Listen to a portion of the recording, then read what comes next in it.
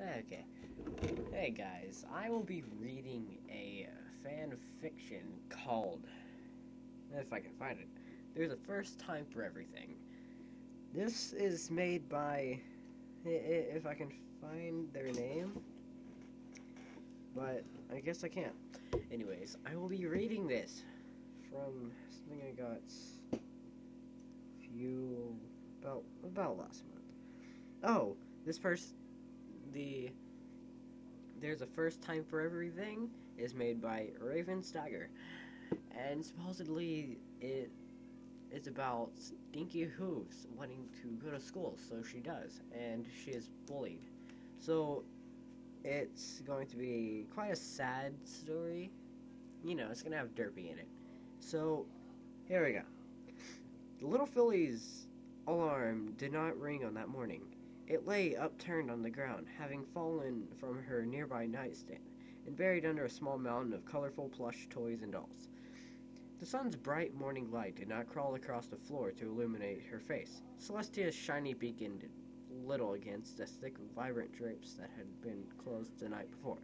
Her mother did not lovingly call out to the filly in an attempt to awaken her. In fact, the rest of the house was quiet, almost eerily, so in the still dawn. Instead, Dinky Hooves found herself on the floor of her messy room, surrounded on all sides by heaps and piles of toys. The objects lining the walls of the room were mementos of the only life she had ever known. There were dolls of the Wonderbolts, creatures both fanciful and scary, molded from a variety of materials, and of course countless hoof-stitched plushies of every shape and size. All of those were piled further away from the filly. However, nearby were more recently played with things. Bouncing balls, big and small. Little blocks built into a replica of the house she sat in. And a stack of Rubik's Cubes, carefully aligned into the crude shape of a familiar pony. Yet even these were no importance to her any longer. At her hooves were the objects of a life she had only dreamed of. She stared wonderingly at the pile of lovingly organized books, neatly stacked papers, and brand new pens. Finally, her dream was coming true.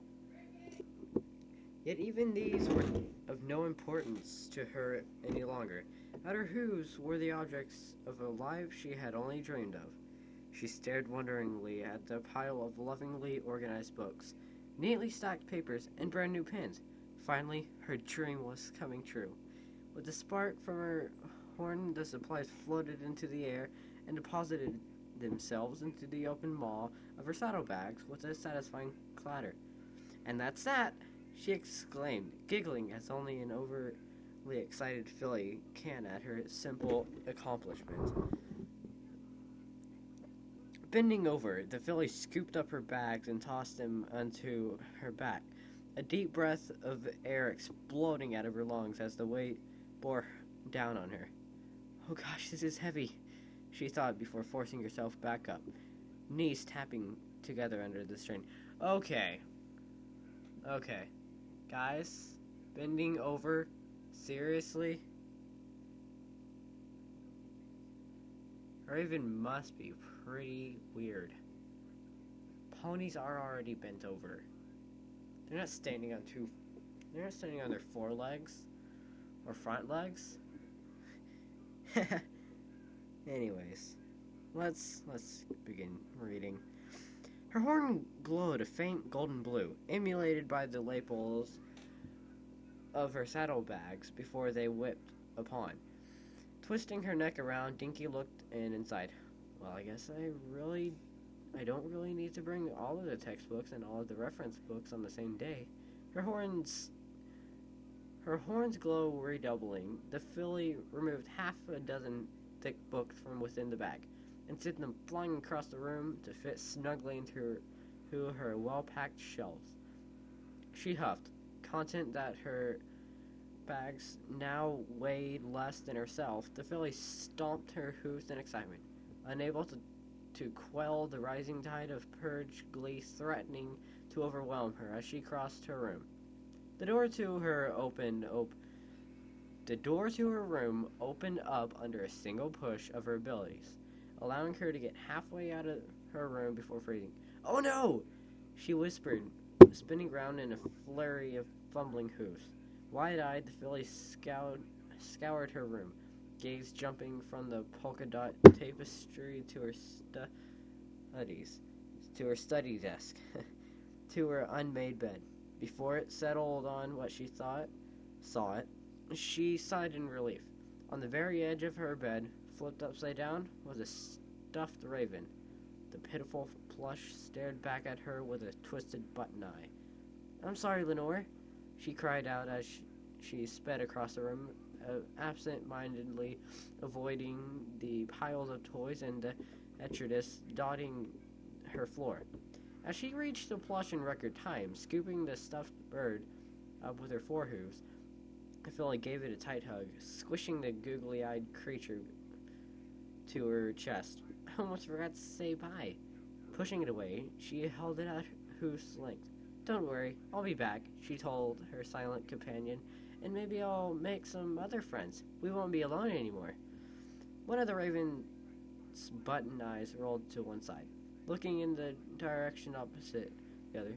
"Just like Mommy," the filly thought before depositing the stuffed animal on her bed and turning both ears, perking at the faint creaking of their old linoleum floor.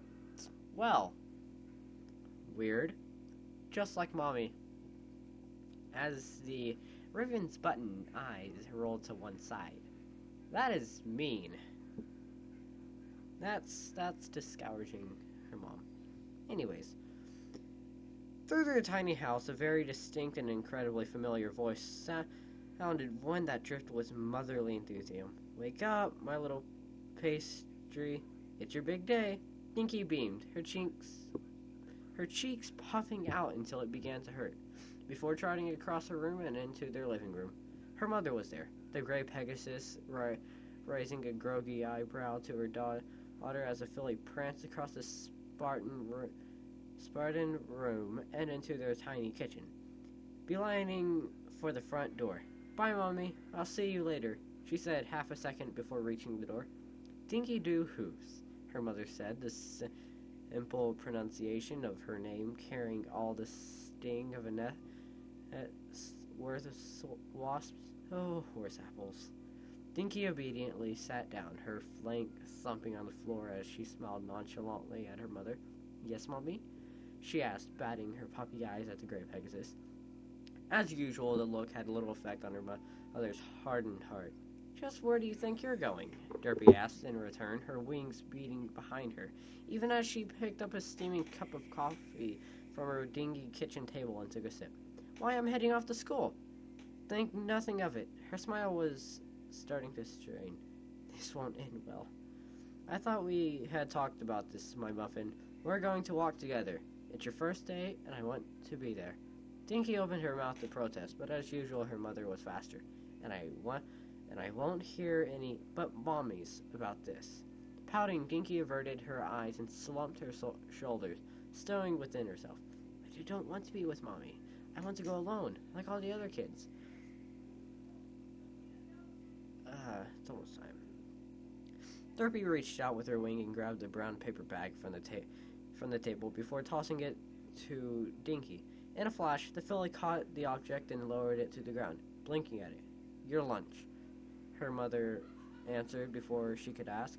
"I can't leave my little filly with an empty stomach on her first day," she said, sharing a private smile with her daughter. "Now, care to explain how you got up so fast?" Dinky shrugged, her good mood returning almost instantly. "I still get to go at least," she conceded. "Well, I sorta couldn't sleep at all last night, so I stayed up and studied instead." Her mother moved about the kitchen, opening the oven to let the thick aroma of her fresh muffins escape before fluttering over to the counter and wiping it with an old rag, the oven's door sliding shut behind her. "So, you looked over your textbooks and studied them, read them twice, and researched everything thoroughly." "Yeah." Derpy slipped on a pair of hoof mitts and flew back to the oven with an anticipated... You know what? We're going to end at yeah, so... Um,